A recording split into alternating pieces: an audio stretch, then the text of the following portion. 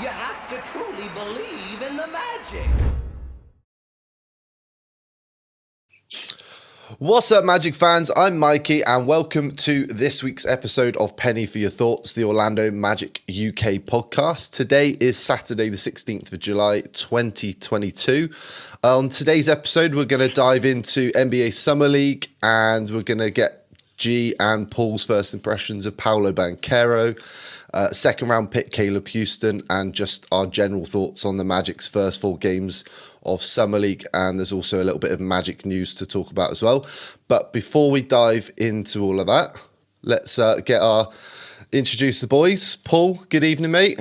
How you doing, mate? You okay? I'm doing better than you, mate. You got a funny Boston Celtics story to tell us last week.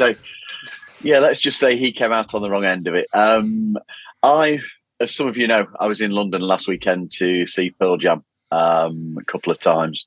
So I'm coming away from the gig on Friday night, and a bit of a bizarre experience. I'm walking from the gig back to the hotel along Birdcage Walk, just approaching Buckingham Palace there. I get this cyclist riding towards me shouting, "The Magic are shit, the Magic are shit. Celtics always." Okay, fair enough. Nice one, mate. I'm shouting back, "No, Magic, mate. Always Magic." And he stops. So I think, okay, he's going to have a conversation about basketball. Brilliant. Looking forward to this. No, he just wants to roundly abuse me for wearing a Magic shirt. So, you know me, I'm a little shrinking violet. And I've decided I'm going to give it you back full on.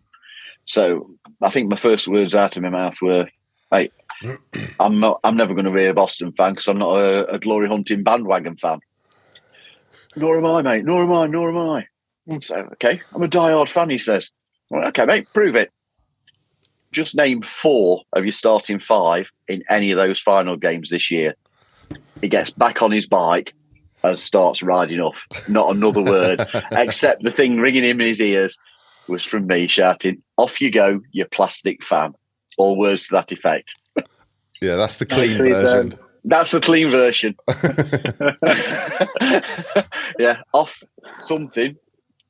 You plastic casual. I genuinely couldn't believe what I read when you put that in our WhatsApp group the other day. Honestly, yeah.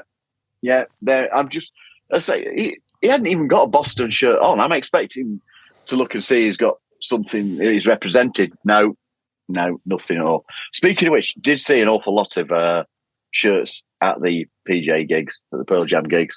Lots and lots of Bulls stuff, you know, your throwback Mitchell and Ness, Pippen, Rodman and Jordan shirts. Quite a few Lakers ones. One different one was Anthony Davis shirt. You don't see that many of those around. There were plenty of LeBron stuff. A few books. And I decided to try and have a chat with the Nets fan who was wearing a KD jersey. He didn't want to talk about basketball at all. Don't know why. What did he do, Paul? He just walked off, mate. He just sort of, yeah, gone. I need a pee. I'm off for a beer. Yeah, all right, mate.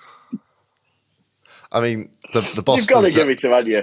The Celtics fans basically blatantly picked on the wrong guy and the wrong fan base.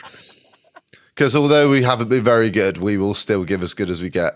But so talking to people who give as good as they get, evening G. Evening, mate. How are we? First of all, happy anniversary for last week. We haven't been on since last Wednesday, but fifth anniversary for you and Amy. That's right. Can't believe she's put up with you for 5 years, mate. To be honest, I know. No, can I, mate? Come on, G. You know she's punching.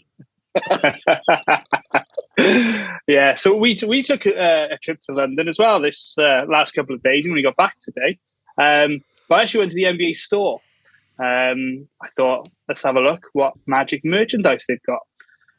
Not a lot that I haven't got is the only thing I will say. I did manage to pick myself up a keyring to match Mr. Bacon's jersey there. So I grabbed that. And I made a point. I thought, I'll go and ask the assistant, where's the Magic stuff? He said, there's a couple of penny jerseys there. There's the throwback jacket over there. Oh, nicely done. Okay. Oh, you're a Magic fan, he said. I said, yeah. Oh, come over here. I'll introduce you to the store manager. a chap called Neil Wright. So got talking to Neil. He's been a big fan since '94. He listens to the show, so shout out to Neil. He was wearing the Miami Heat jersey though. But he said he was a fan of jerseys and he's a collector of jerseys, so we will let him off. But which jersey was he wearing, mate? The black Miami jersey with the two stripes down the side. I think it was like a noughties throwback. I think it was Alonzo Mourning on it. So different jersey, that one. Different. Fair play. Yeah, but it was probably his uniform. He had to.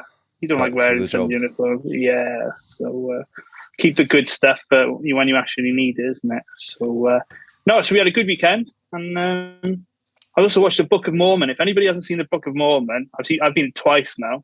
It's that good. I've got no idea. I know it's a stage show. I know it's a musical, but I've got no idea what that's about at all. Obviously, there's a slight clue in the title. I'll accept that. Before some sarcastic so has to say. No. You referred to one of us or the comments? I was referring to you, Mikey. Oh, that's not like me to be sarcastic. I'm not going to spoil it, but there's the main character, Elder Price. He wants to go to his favourite place in the whole wide world, Orlando. So I like it already. Quality, good stuff. Excellent, good stuff. Well, we're heading into our third year now, boys, on the podcast. Yeah, third season. We're getting close to 100 episodes, which will happen roughly around the start of pre-season if we keep cranking out one a week. But we've had obviously we've had tons of great guests on the podcast. We had Kristen Ledlow on last week's episode, so if you haven't checked out last week's episode, go back and do that. We've had Daryl Armstrong, Nick Anderson, Bo Outlaw, just to name drop a few.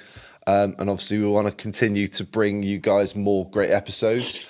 So if you'd like to help out the podcast, please subscribe to Orlando Magic UK on YouTube. We're over the halfway mark now to 1,000 followers on that platform. Unfortunately, NBA League Pass have made the decision to close their affiliation program. But you can continue to support us by using our affiliate links for the NBA store and Fanatic. So if you want to buy any sort of like official Magic merchandise, if you use our links, that will help support what we do, as well as our online store, magicfansapparel.tmail.com. All of the links are in the description of the podcast, and you can find them on the website, orlandomagicuk.com, including the brand new Penny for Your Thoughts t-shirt, which I'm rocking tonight. There we go. Right, let's get into Summer League then, boys. So last week, when did we record? Wednesday last week. So Wednesday. Just before the tip-off of Summer League. So the Magic started with the Houston Rockets. Last Thursday, we saw the debuts of Paolo Banchero and Caleb Houstan, including third-year guard RJ Hampton, who also featured along with Devin Kennedy. And obviously the Houston Rockets were showcasing third overall pick Jabari Smith as well.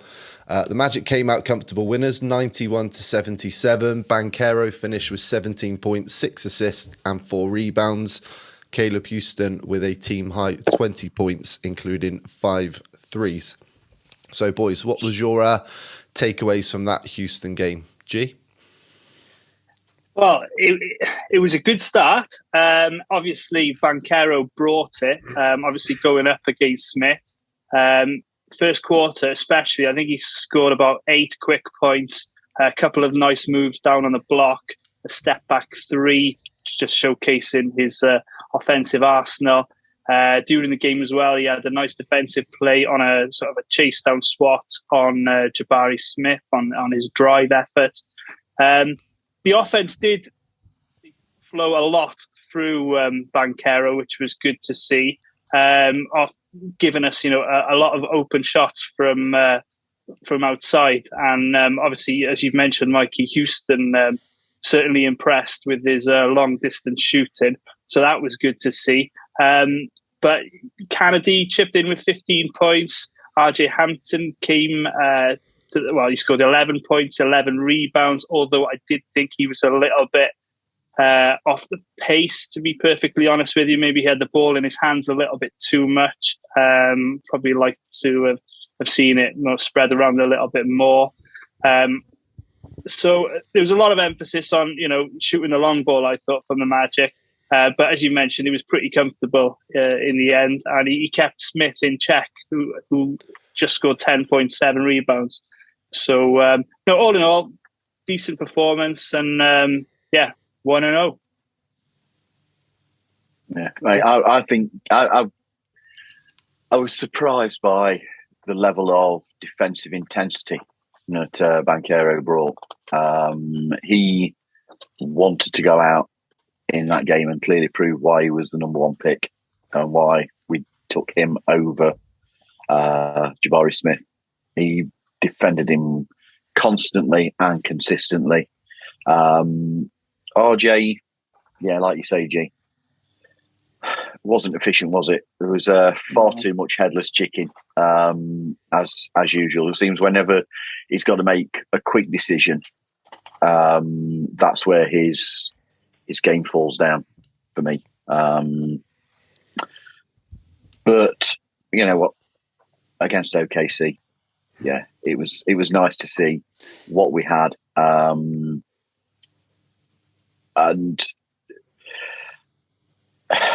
I think the only disappointment for me was Caleb Houstan. He seemed to have one or two struggles. No, hang on. No. Houstan got 20 in that one, didn't he? It's all right. I'm thinking. I'll cut that bit. I'm thinking of further on. I'm thinking of. You jumped to the third game there. Yeah. I'm thinking of the third game there. Houstan had his best game. Sorry, there. Houstan had his best game of Summer League with 20 points, 5 of 9 from deep, wasn't he? That's the way I'm thinking of. So it was nice to see, but that was his best game by far. We'll get into. I'm sure we'll talk about more of him later on. But yeah, sorry for jumping into the third game. Brain fart.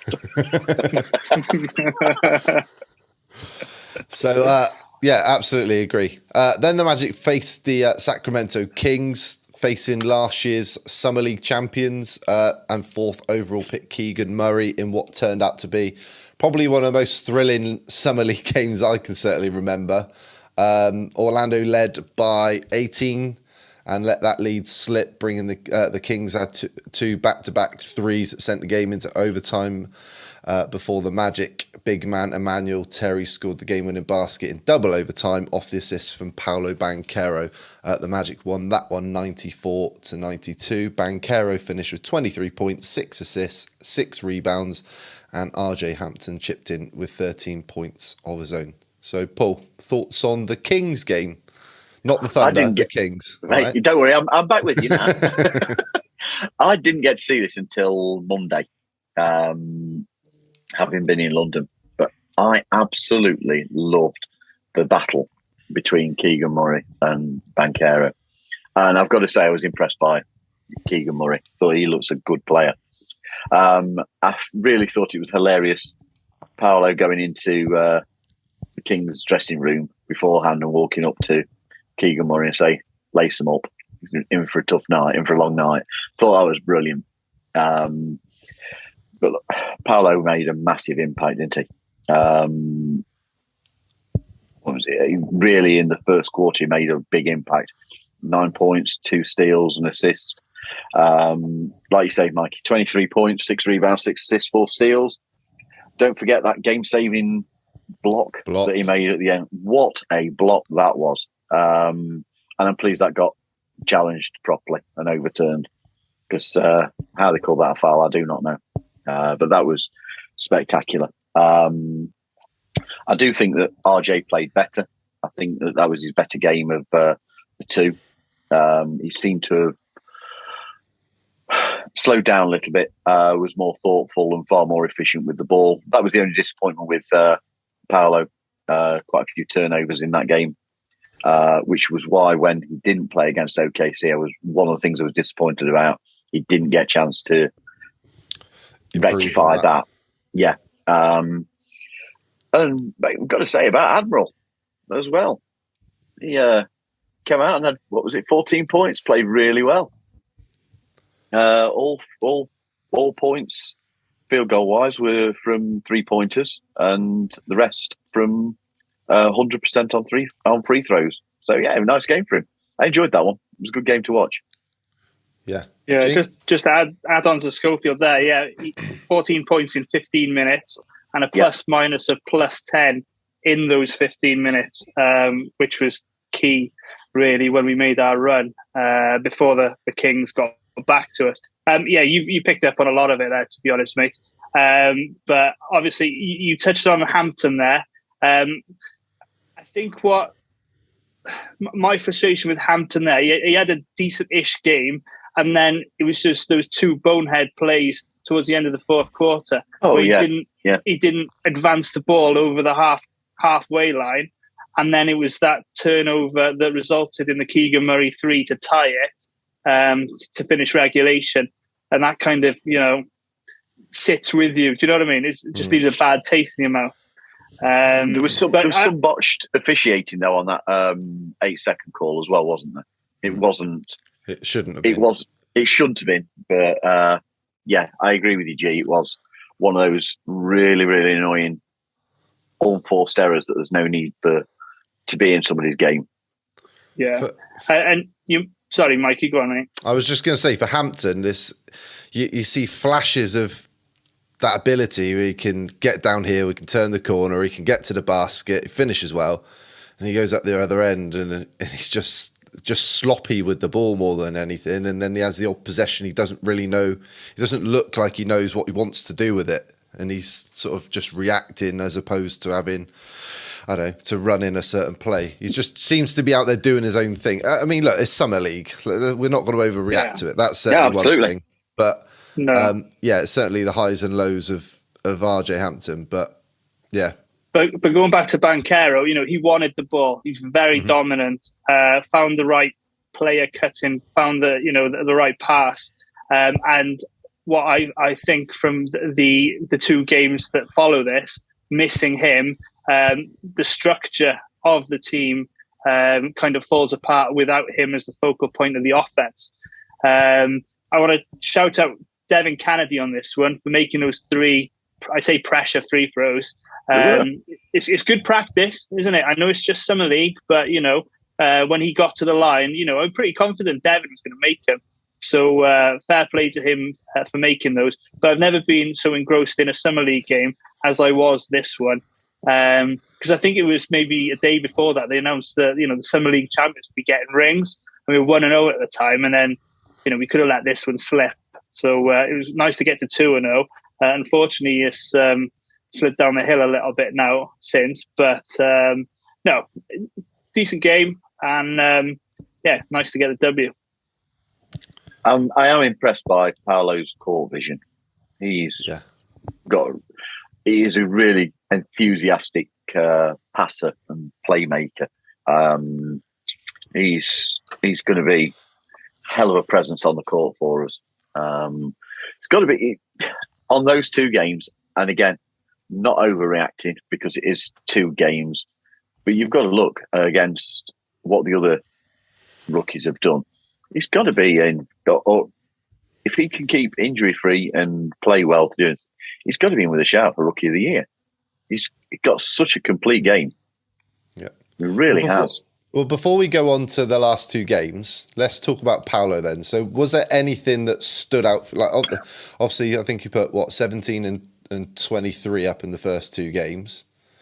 But was there anything averaged 20 points, didn't he? Was there anything that surprised you that people didn't necessarily talk about him in the draft or leading up to the draft that you saw in those 2 games? I want to probably say his passing. For a big man to be able to see the floor like he is, obviously you expect normally it's the point guard or guards who've got that vision, but he likes to have the ball, as we've mentioned, and if he can make the right pass. I think it was his pass as well that went to Terry in that game against the Kings. The focus was on him, and he made the right play. So it's only summer league, but it's encouraging signs.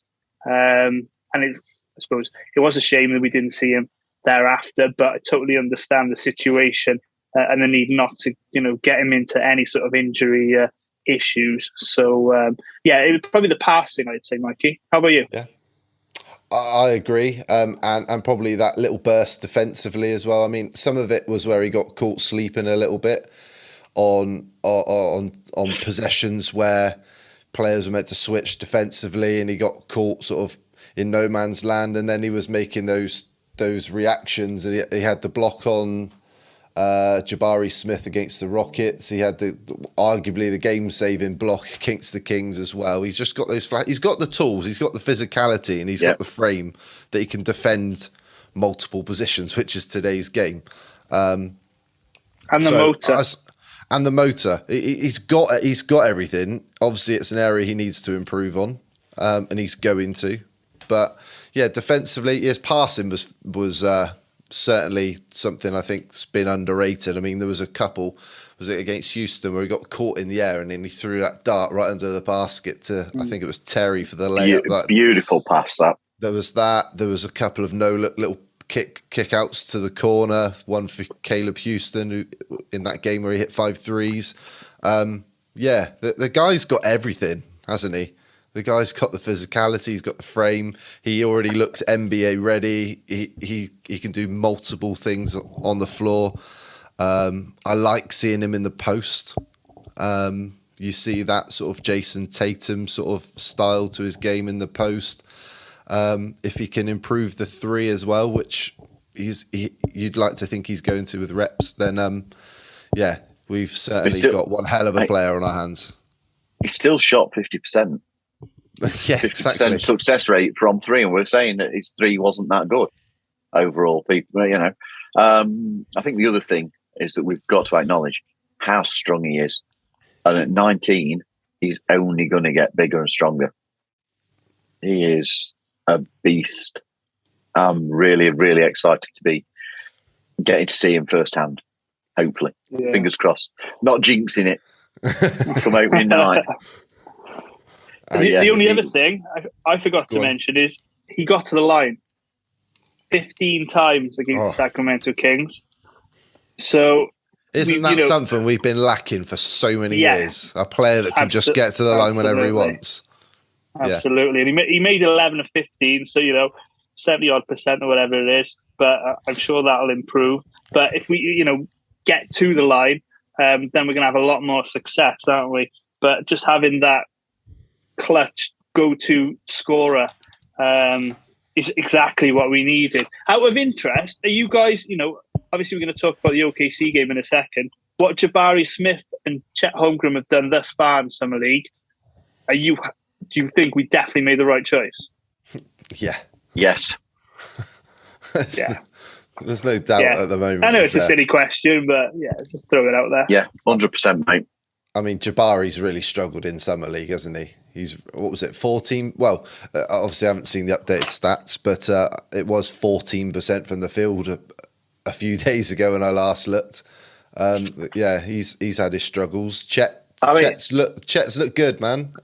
We'll talk about him in a minute with the Thunder. We'll go into it. Obviously. Well, I was just going to say before we went into the Thunder, because no, tell you what, carry on, mate, carry on. Because the point I'm going to make can come later. It's all right. All right. Okay, cool. So, obviously, I think one of you guys mentioned the Magic decided to sit Paolo Banchero.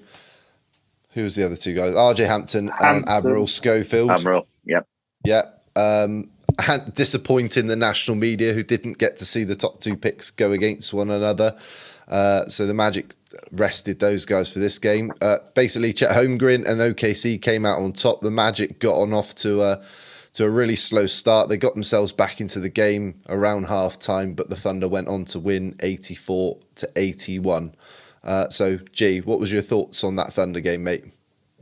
Well, I only watched the recap of this, so my thoughts would be a little bit limited, but it's all good. It's all good. Obviously, it was good to see that there was a fight there from the rest of the players on the roster. And it was good of the Magic to give an opportunity to others, seeing as they knew what we've got with Banchero, Hampton, and Schofield. So obviously, opportunity for Kennedy, James, Terry, a couple of others. So whilst it wasn't the best start, down 20, never is, they showed some fight. So that's all you can ask for.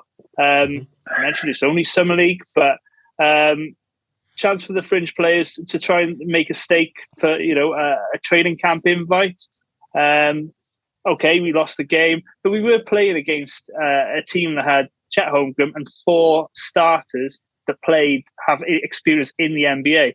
So, they're not going up against, not very good players, shall we say. So it is what it is, isn't it?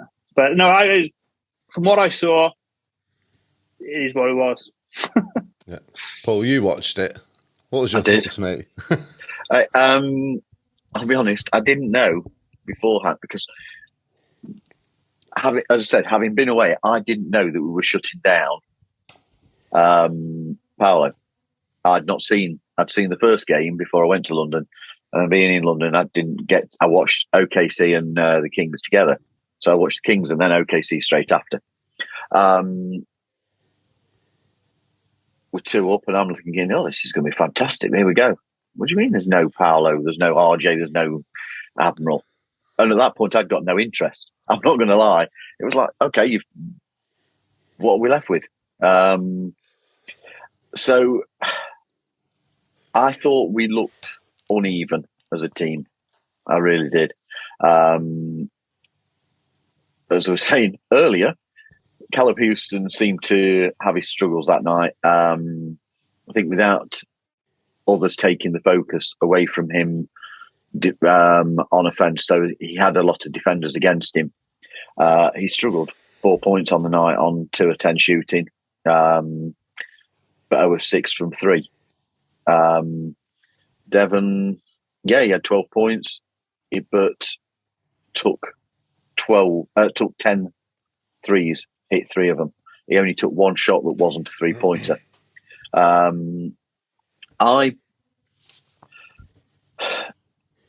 I honestly felt that as a fan, I was almost going through the motions watching it. I was really disappointed that we took the decision. I understand the decision because at the end of the day, it is Summer League. It's inconsequential. We want the real business in October to be when it matters and to see Paolo playing. So I get it. I understand that he'd limped off after the Kings game. So I understand. Still disappointed. I was really disappointed that we lost the chance to see him go against Chet Holmgren and Josh Giddey, who he seems to be a bit overrated to me, Giddey. There seems to be an awful lot of love, and I'm not. He's got ability. It's the flair, isn't it? Yeah, it's the flair that he plays with. I thought there was 2 things for me that stood out in this game. OKC had the best 2 players on the floor, which was Giddey and which was Holmgren. That was obviously the big advantage. I think that was certainly one of them. And the other point, you alluded to this a bit earlier, Paul, about Banchero with his turnovers. You would have liked to have seen him play in this 3rd game just to see if he could improve on that area. Because in the Houston game, he had 6 fouls. Well, he improved on that in the Kings game. He managed to stay out of foul trouble in a game that was a lot more physical and a lot more closely contested.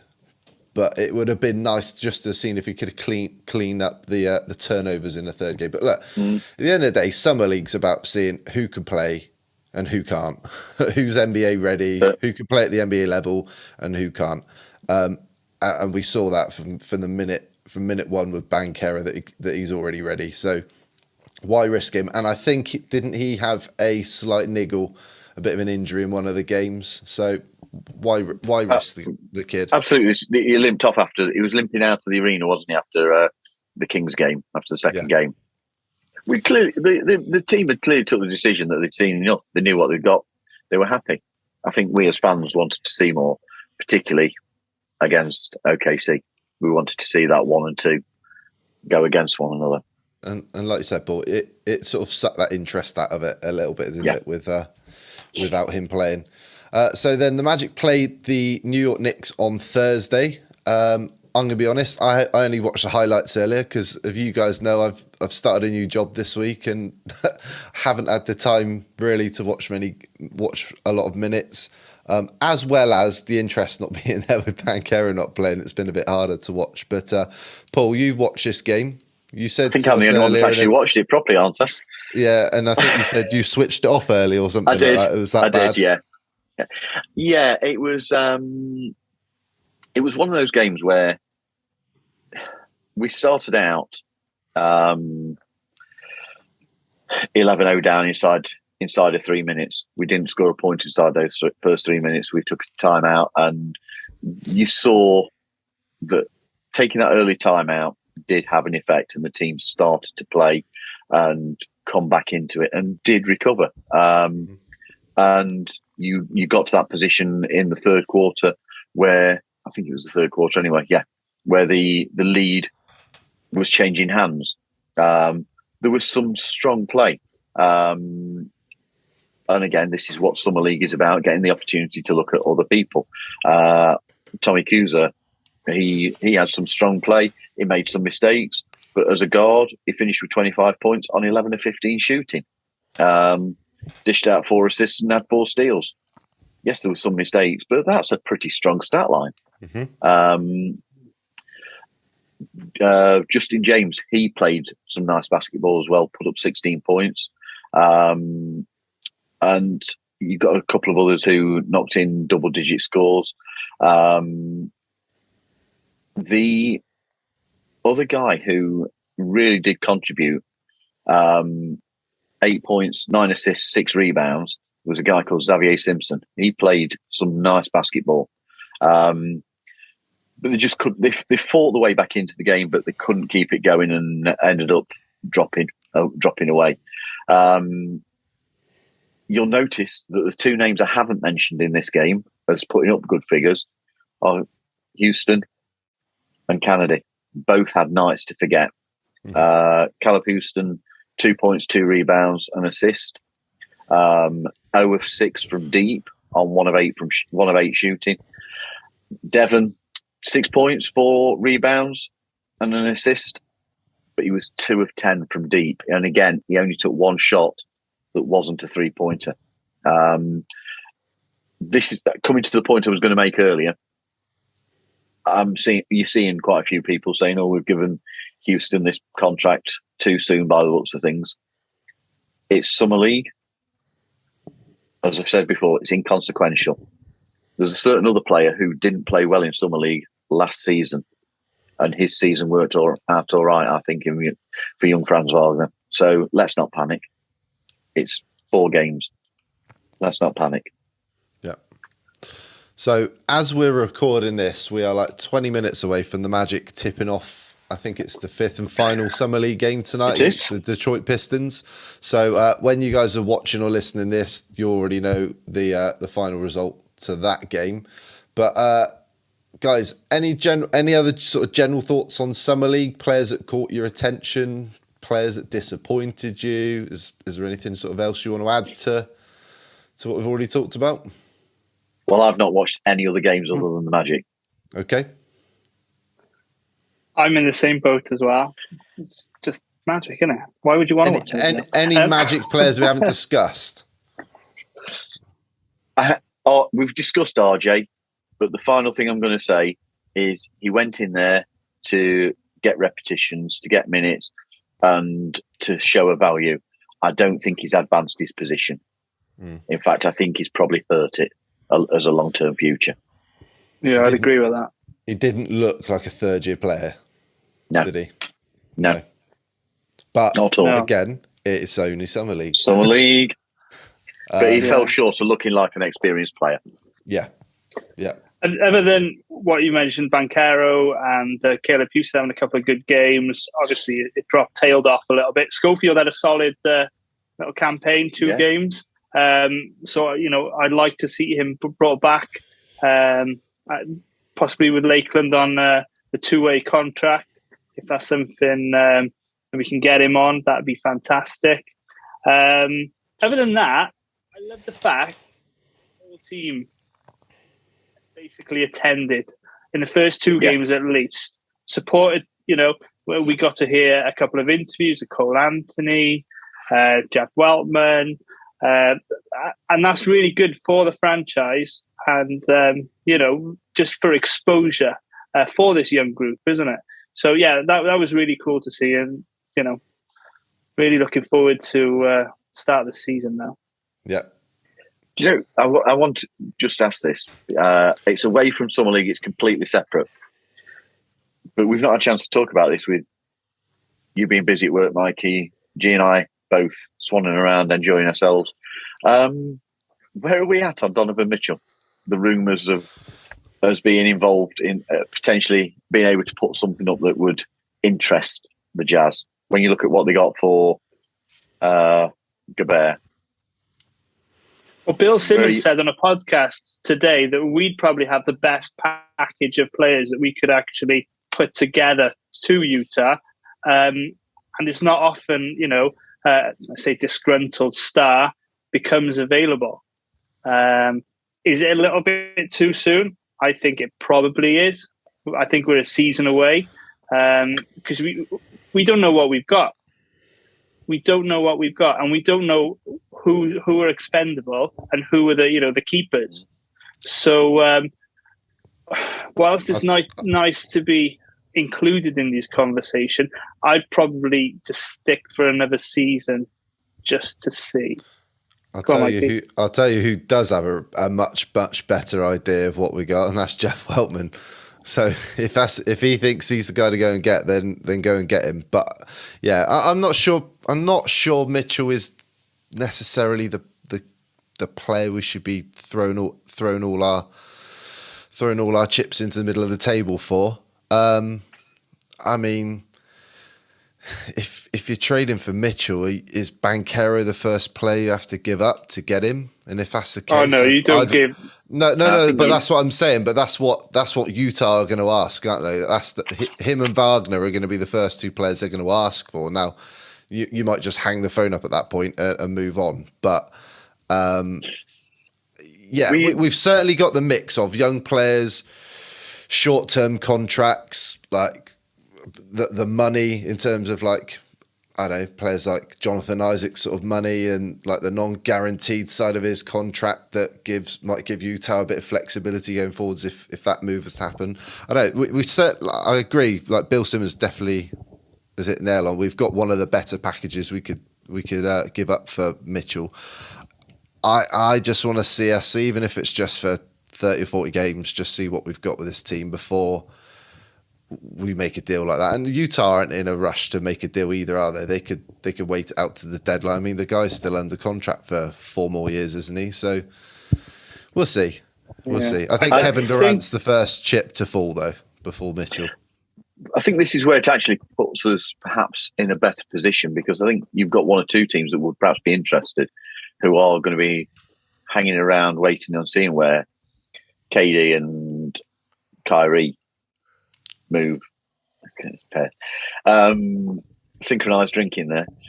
I think you're going to have some of those hanging around, so you might be able to strike early. The one thing I did read and that made sense was that you can argue that Orlando would be a great location for Donovan Mitchell because his role wouldn't change. He'd still be the number one option and a mentor to younger players, as he has been in Utah.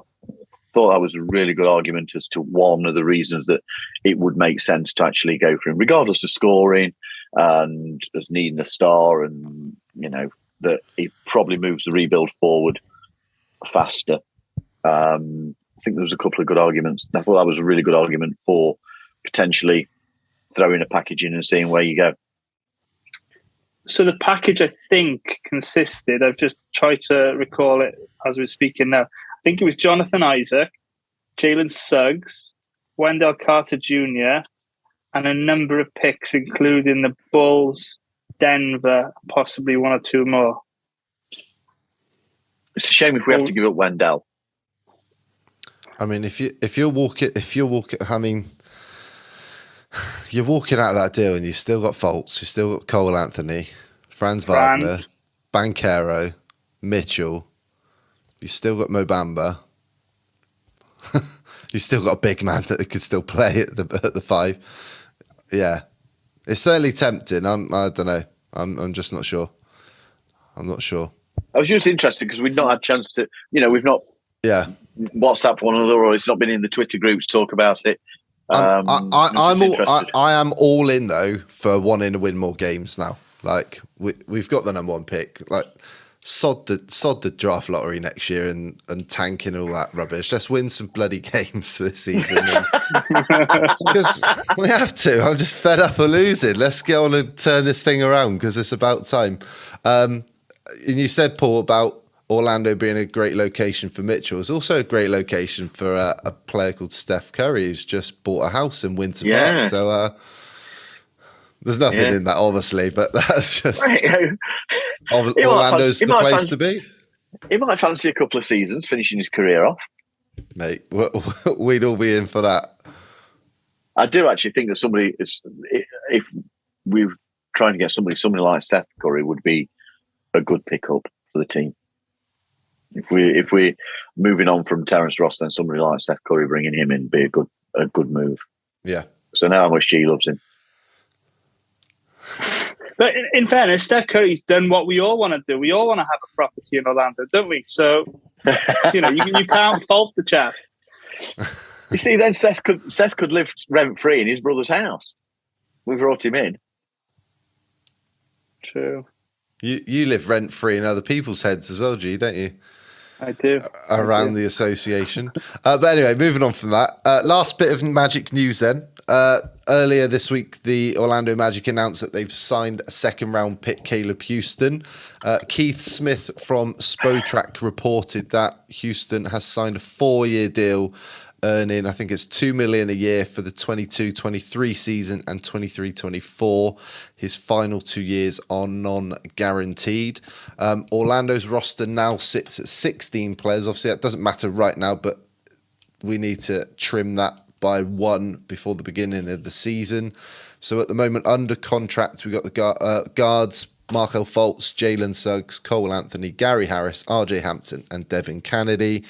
With forwards Franz Wagner, Paolo Banchero, Terence Ross, Jonathan Isaac, Chuma Okeke, Caleb Houstan, and the big men Wendell Carter Jr., Mo Bamba, Mo Wagner, and Bol Bol. Just a few things to note. Devin Kennedy's contract is non-guaranteed, and I did hear, I think it's until January. The Magic can still cut him. We've obviously still got the ability to make a trade or two. We've already talked about the Mitchell thing, but we could still be a part of maybe a 3-team or a 4-team deal that helps facilitate a move for somebody like Kevin Durant. You could take on an unwanted contract or another rotation player. There's a few things the Magic could do there. What do you think is going to happen? Do you think they're just going to cut somebody like Devin Kennedy? Do you think there's still a potential move there? Maybe Terence Ross could still be. I think it's going to be either. I think Terence Ross is going to be moved ultimately, whether or not we end up bringing somebody in to replace him as a veteran presence and a shooter. I don't know. I think the more likely to go is either Kennedy or RJ. Or do you move? Does Iggy get cut, being 2-way, and we put somebody else onto the 2-way? I don't think Iggy's signed to a 2-way this season at the moment. Is he not? Is he? No, I think it's a brand new set of new slate, so to speak. Yeah. Yeah.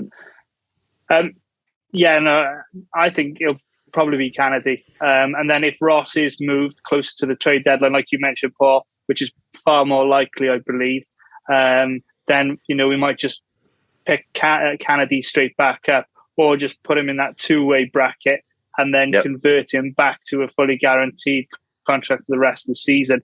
I know the organization's been pretty good with him in signing him, to this deal, especially with the injury and him coming back from everything. I think all the other guys, have got more potential.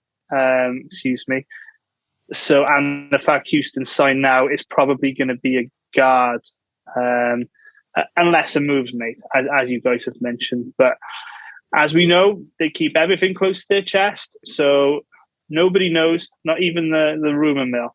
So, yeah. Good stuff.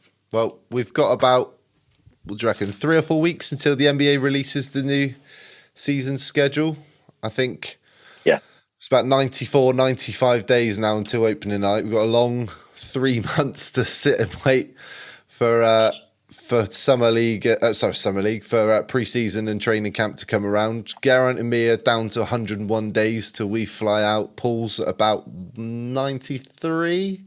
Yeah, somewhere around there now. Yeah. It's not that we're counting, but the British are coming. I think at the moment there's about 22 of us heading out at the beginning of the season. So we are hoping to get some good games when we're there. A nice 6-game homestand would be nice for 2 weeks when we're there. But we can hope, can't we? Any final thoughts, boys? I'm about to say, are you looking forward to being hotter than Florida for the next few days? Well, although you, I don't think your pair are in the red zone of terror, are you? I think Monday's still going to hit 36. Whereas we're slap bang in the middle of it. Oh, yeah. Yeah. So next 40s time I'm for you, Paul? Right, 40s, 13, 38, 39. So if next time I'm on, the tattoos are looking a bit, it's because they've melted. It's because they melted off in the heat. And I'm like a Battenberg at the moment. I had a T-shirt on with a line there for work this week. I had my Magic jersey on, so I had a tan up to there. So I'm like a 3-layer Battenberg going on at the moment. But I've been out in the garden trying to blend it all together today, and hopefully tomorrow as well. But there we go. Good stuff. All right. Well, thank you as always for listening and watching. You can follow us on Facebook, Instagram, TikTok, and Twitter at Orlando Magic UK. For the latest news. Well, not at the moment, but we will get around to sticking some more stuff on the website, but make sure you visit that. I've been writing. You have, but there's not been a ton to write about just as yet. But I think it was Jonathan at the Sixth Man who I think I saw a tweet put out that said we're getting dangerously to that point of the summer where there's no content to talk about. Yeah, absolutely. So, there we go. So, visit the website, orlandomagicuk.com.